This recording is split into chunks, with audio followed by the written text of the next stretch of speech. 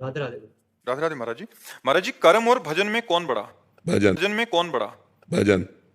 क्योंकि कर्म नाशवान शरीर से शुभ और अशुभ कर्म होते रहते हैं, और भजन शुभ अशुभ दोनों को भस्म करके सुख ही सुख प्रदान करता है।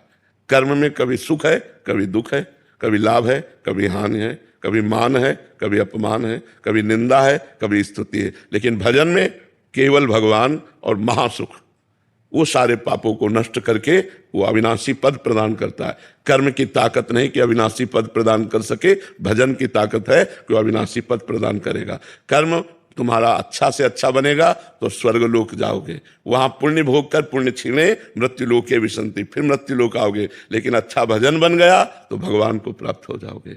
तो कर्म से बड़ा भजन है। भजन करते हुए कर्म करो तो भगवान की प्राप्ति हो जाएगी।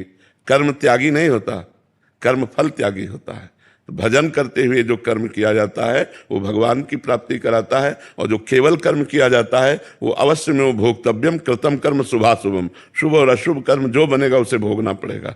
और भजन इन भोगों का विनाश करके भगवत प्राप्ति करा देता है। भजन की समानता तो कहूँ कहाँ लग नाम बढ़ाई, राम न सकहीं नाम गुण गाई। जो नाम जापक को सुख मिलता है, जो नाम की महिमा है, वो स्वयं भगवान नहीं वर्णन कर सकते। भजन की समानता कर्म के